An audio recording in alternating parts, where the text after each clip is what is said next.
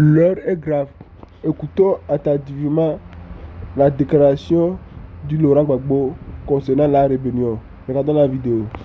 Une piste, on va tout exploiter ce soir jusqu'à ce qu'on arrive sur la déclaration de M. Laurent Gbagbo. Je pose encore la question. Pourquoi Guillaume Soro est fâché contre Alassane Ouattara? Parce que 3 jours après le déclenchement de la rébellion, le président Alassane Ouattara fait une déclaration. Malgré qu'il était réfugié à l'ambassade de France en Côte d'Ivoire, il condamne la rébellion. Et Guillaume Soro dit que voici des gens, au lieu de nous soutenir dans notre combat, ils condamnent ou les contre notre combat. Ouattara dit non. Quand je suis parti là-bas, il les a dit que moi, mon combat, elle est politique, ça n'a rien à voir pour vous. Et c'est Alain Lobognon qui nous fait cette révélation que suite à ce conflit, c'est lui qui règle le problème entre le président Ouattara et Guillaume Soro. Et quel problème il règle d'ailleurs? La déclaration du président Ouattara pour condamner la rébellion dont Guillaume Soro était fâché contre Ouattara. On écoute encore Alain Lobognon. Très important. Merci beaucoup, monsieur Alain Lobognon. Je ne sais pas, mais bon, j'ai toujours été celui-là qui était entre M. Soro et puis le président de la République. Il n'était pas encore président de la République en novembre 2002. J'ai dû les réconcilier. Après le 19 septembre, alors que M. Ouattara était... Après le 19 septembre. Accusé d'être à la base de ce push manqué. J'ai dû... C'est confirmé, tout ça. J'ai dit... Il a été... Non, vous l'avez pas confirmé? Non. En novembre 2002, donc c'est moi encore qui l'ai remis en contact. Très bien. Et j'ai des milliers d'exemples que je peux citer. Donc, je parle... Ouais. Ado, ils vont déposer, tapoter les gars, ça devient intéressant. On est en train de partir petit à petit vers Gbagbo. Tapoter les gars, ça devient intéressant. Aya tapoter. Aïe sabare, aya tapoter. Aya tapoter, ça devient intéressant. Aya tapoter. À tapoter. Aya tapoter, les gars. Tapoter. Tapoter, les gars. Tapoter, partager. Donc c'est M. Alain Lobognon qui réconcilie les deux positions. Pourquoi? Parce que Ouattara, qui est en train de sauver sa vie, le jour du déclenchement de la rébellion, il fait une déclaration, il condamne la rébellion. Guillaume Soro est fâché. Il dit, au lieu de nous soutenir, voici des gens qui se désolidarisent de nos combats. Il dit, non, petit, moi, mon combat est politique. C'est pas pour prendre les armes. Guillaume Soro est fâché. C'est Alain Lobognon qui réconcilie les deux positions, c'est-à-dire 1 mois après. Vous allez déposer. On y va, on continue les gars. On va continuer. Mais le président Alassane Ouattara n'avait rien à voir avec cette rébellion. D'où vient alors cette question? Monsieur Laurent Gbagbo n'est-il pas en train de nous enfumer en accusant gratuitement le président Alassane Ouattara? Monsieur Laurent Gbagbo n'est-il pas au courant de l'origine de cette rébellion? Est-ce que Gbagbo n'est pas au courant de l'origine de cette rébellion? Alors, je suis allé chercher et fouiller partout jusqu'à ce que je tombe sur la déclaration de Bernard Doza, l'ami intime de Gbagbo. C'est lui-même qui était avec Gbagbo en exil en France. C'est lui-même, celui-là même qui était le conseiller politique du président du Faso, M. Blaise Compaoré. Bernard Doza, celui-là même qui a introduit Gbagbo auprès du président Blaise Compaoré. On va écouter ce qui s'est passé lorsque Bernard Doza a introduit Gbagbo auprès du président Blaise Compaoré, le président du Burkina Faso. Bernard Doza, on va t'écouter. Avant d'arriver à Gbagbo, il faut qu'on enlève tous les nyama là.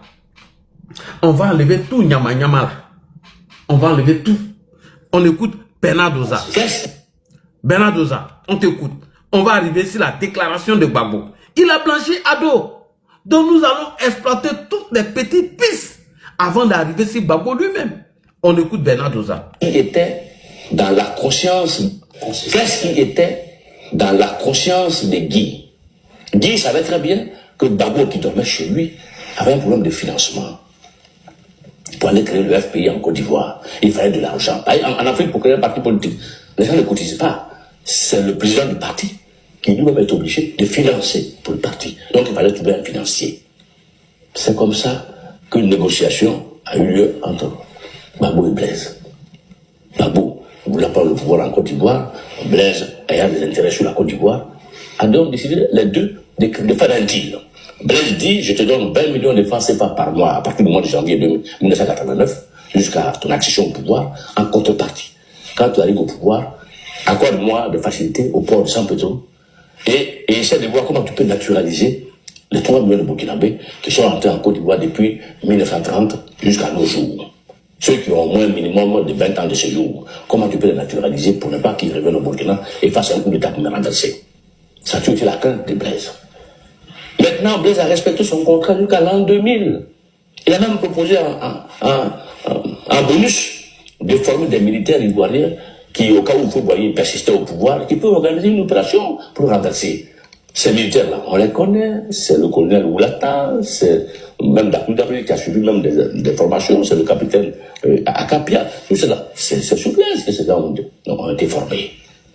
Maintenant, quand Gbagbo a pris le pouvoir, Blaise amène quelqu'un pour la contrepartie. Blaise dit, Gbagbo dit, bon, pourquoi me laisse le temps d'attendre? C'est comme ça que nous sommes partis vers 2002. Et Blaise a reçu la rébellion au Burkina. Et quand un journaliste français est venu au Burkina pour dire, oui, mais récemment, tu as téléphoné à Chirac pour dire qu'il y avait des Burkinabés, des Ivoiriens qui sont ici, qui s'entraînent. Mais Gbagbo est ton ami. Il dit, oui, mais Gbagbo est mon ami, parce que je l'ai financé. Mais il n'a pas respecté le contrat.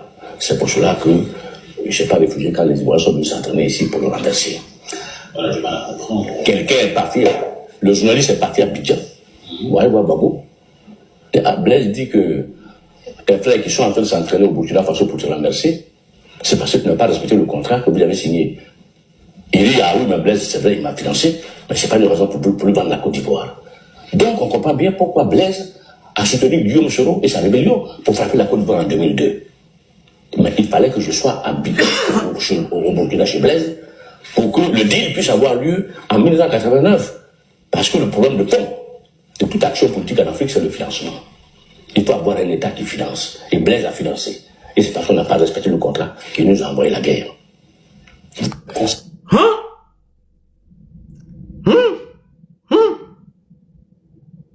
Donc, à travers la déclaration de Bernard Doza, le président du Faso, Blaise Compaoré, a fait un deal.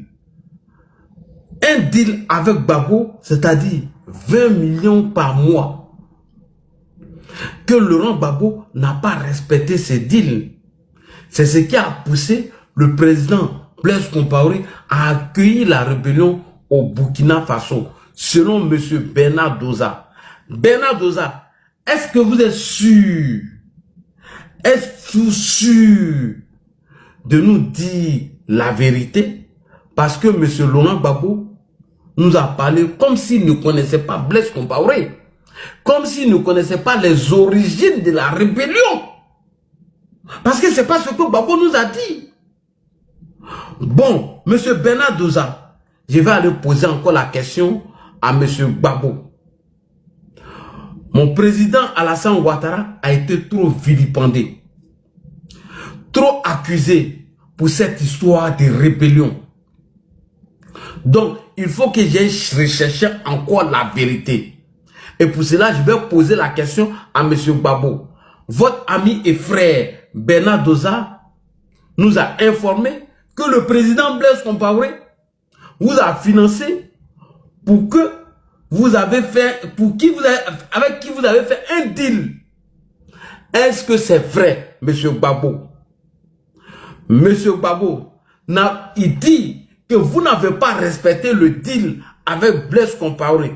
Est-ce que c'est ce qui a poussé le président Blaise Compaoré à accueillir cette rébellion?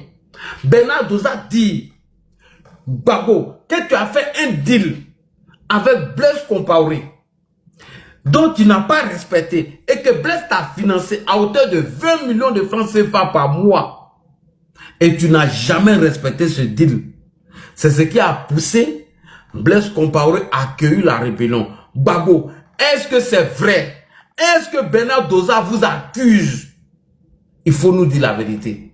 Gbagbo, dis-nous la vérité. Parce que tu as passé ton temps à jeter le discrédit sur Alassane Ouattara. Fais comme si tu ne connaissais pas l'histoire de cette rébellion. D'où elle est venue. Alors, allons au Burkina, les gars. Appelez-moi tous les Wanyans. Philippe, tout d'abord, on avait des discussions comme ça. Vous savez, la lutte politique, là, c'est pas seulement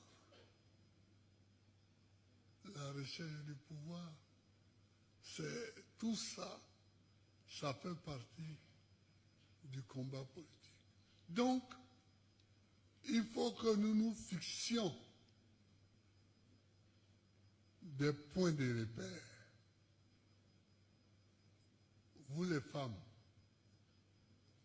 vous les jeunes, je vous dis ça, il faut avoir un point de repère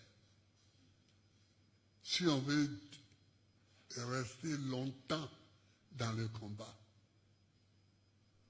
Sinon, on peut venir un moment où et puis aller. On sort. On sort.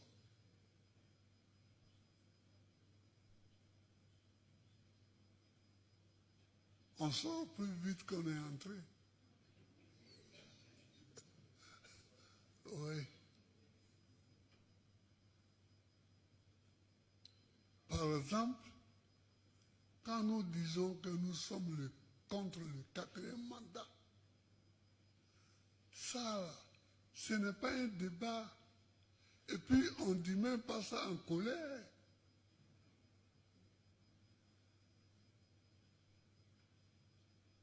Mais c'est comme ça que le pays doit être. Si la Constitution est écrite que le président de la République peut faire 2 mandats, mais pourquoi il en fait 4? Pourquoi? C'est tout simplement ça. Or, c'est en se posant de bonnes questions comme ça qu'on reste longtemps dans le combat. C'est pourquoi, chers camarades, je vous demande dès à présent de respecter nos statuts et nos règlements intérieurs. Parce que celui qui aujourd'hui ne respecte pas nos statuts et notre règlement intérieur et les décisions du comité central, demain, il ne sera pas en mesure de respecter la Constitution. Pourquoi il va respecter la Constitution?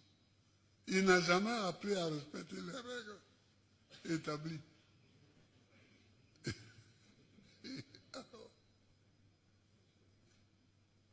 Donc, le parti, c'est une école aussi. Sinon, pourquoi on se retrouve là? Pourquoi on se retrouve? Sinon, chacun peut rester chez lui et puis militer.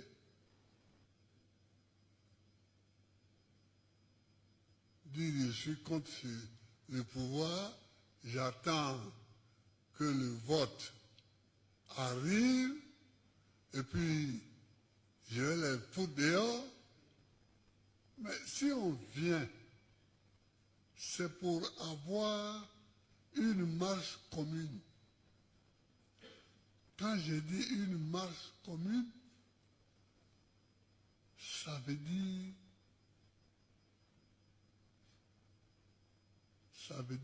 c'est pour avoir un combat commun. des références communes,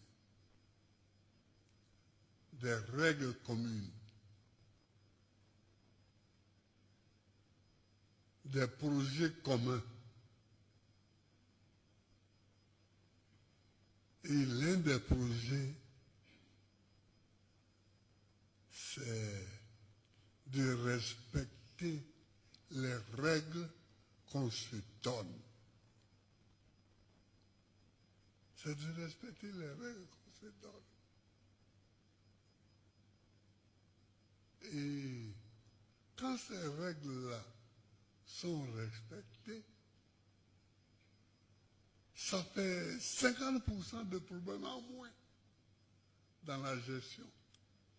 Nous, on a eu des problèmes, de graves problèmes, quand nous étions au pouvoir.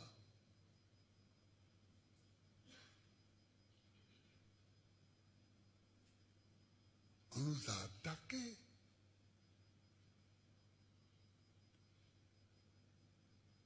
Avec des armes.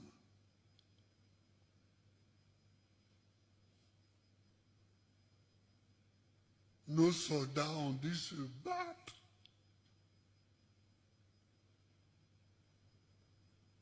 Nous avons dû parcourir presque toutes les capitales d'Afrique pour négocier. En même temps, on se battait, en même temps, on négociait, on voulait trouver. Mais pourtant, même dans ces conditions-là,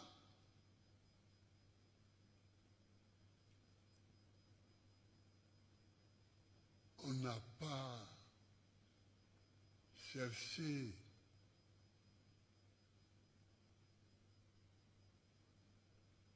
à jeter dehors la Constitution.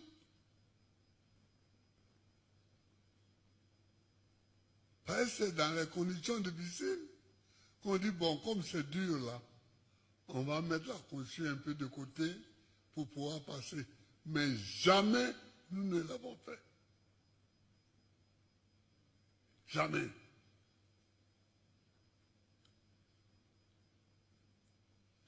Les députés étaient à l'Assemblée, ils siégeaient, ils discutaient,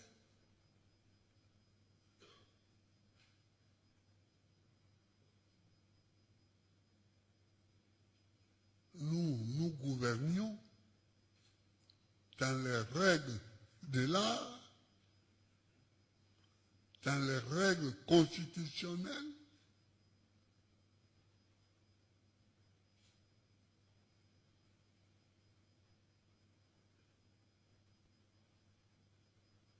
Donc, on ne revient pas sur ça parce que nous ne sommes pas pour le 4e mandat et nous n'allons pas changer d'opinion. Mais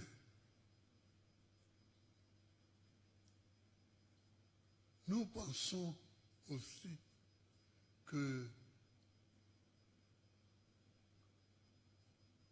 avoir 1600 prisonniers, comme dit l'autre, c'est un peu beaucoup. Hein. C'est un peu beaucoup. Mais, quand j'étais président, si je voulais arrêter des gens qui se mettaient hors la loi, c'est-à-dire des gens qui avaient pris les armes contre la Côte d'Ivoire, on allait avoir combien de prisonniers? Voilà, Gaïela Cadet. Il a été à la défense. Il était d'abord directeur de cabinet du ministre de la Défense, puis ministre délégué à la Défense. Si on s'était donné comme règle l'arrestation de ceux qui ont pris les armes, peut-être qu'on allait avoir 5 000, 6 000 prisonniers.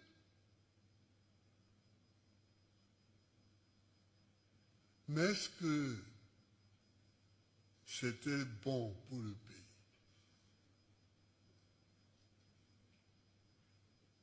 Parce que plus on allait les arrêter, plus leurs amis allaient prendre les armes, et plus ceux qui les ont envoyés allaient acheter des armes pour donner à d'autres.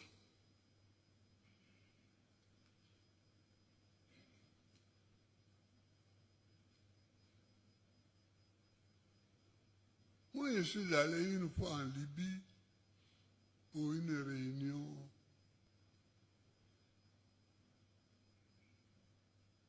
de l'Union africaine. Et Kadhafi m'a reçu, on discutait. C'est là qu'il me dit, mais au fond, toi, c'est toi le président de Côte d'Ivoire, non? J'ai dit oui. Il dit, mais quand je t'écoute parler là, je vois qu'on m'a trompé, hein, qu'on m'a induit en erreur. J'ai dit, comment ça? Il dit, on m'a dit que tu n'aimes pas les musulmans. J'ai dit, mais ma femme qui est dans l'autre salle, avec qui je suis venu là, elle est musulmane.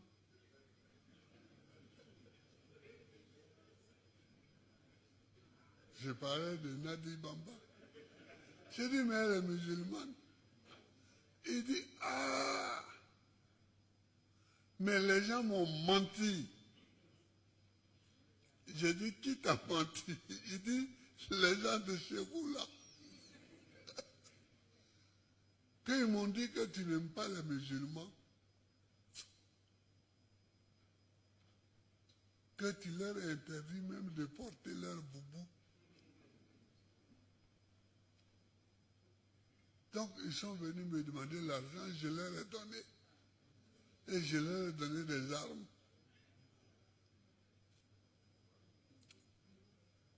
Alors il dit, bon, écoute, c'est comme ça que nos relations ont commencé.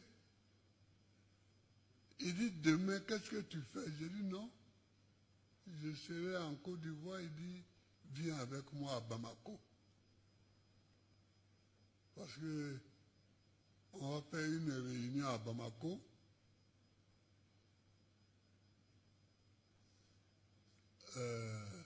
La Libye y sera, mais viens, je vais aller leur parler. Parce qu'ils sont là-bas. Donc j'ai compris que c'était les chefs d'État de la sous-région, que c'était les chefs d'État de la sous-région qui avaient parlé. On est parti. Mais il leur a parlé, hein. Il a parlé bête. Il a parlé bête. Il dit, vous venez mentir. Quand vous cherchez l'argent, au lieu de me demander l'argent, je vais vous donner. Vous venez dire, oui, un tel, il n'aime pas les musulmans, un tel. Voilà, Gbagbo. Sa femme, là, elle est musulmane. Les gens ne savaient plus où regarder. Ils étaient comme ça. Ils étaient comme ça. Et je voyais bien quels sont ceux qui avaient parlé. Je voyais bien. J'en voyais au moins 2.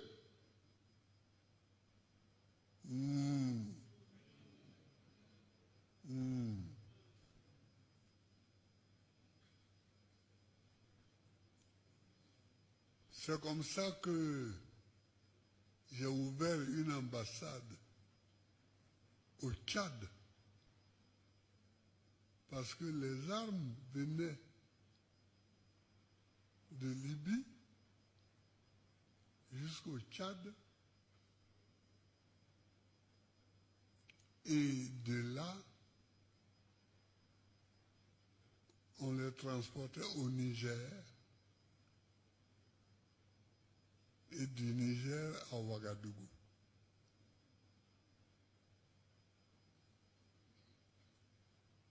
Où il y avait la base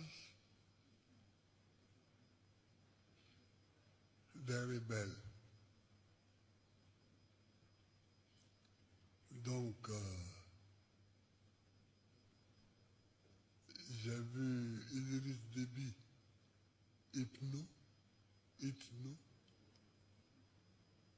appeler le maréchal du Tchad. Et puis je lui ai expliqué, bon, j'ai ouvert une ambassade qui était chargée de surveiller la route des armes. Qui était chargée de la route des armes. Quelquefois, les armes venaient par le Soudan. Quelquefois, bon. Donc, vous, l'île Pau,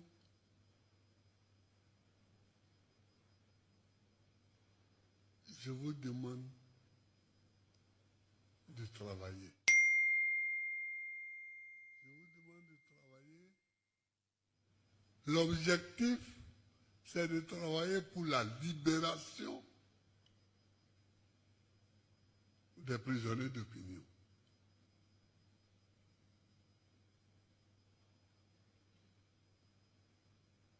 Mais en attendant, s'ils sont là-bas, il faut qu'ils mangent.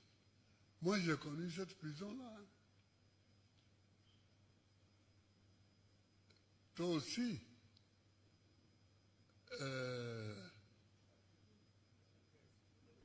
Odette, tu as connu cette prison.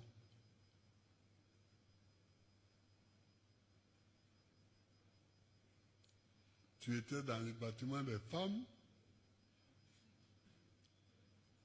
avec Simone, et moi j'étais dans le bâtiment des assimilés. Le bâtiment des assimilés, c'est qu'au temps colonial, il y avait un bâtiment qu'on réservait aux Noirs qui étaient assimilés aux Blancs. C'est-à-dire qu'on estimait que, vu leur niveau, ils méritaient un traitement un peu plus... Voilà. Et donc le mot assimilé est resté à ce bâtiment. Le mot assimilé est resté. Et quand on est dedans, on est au moins bon.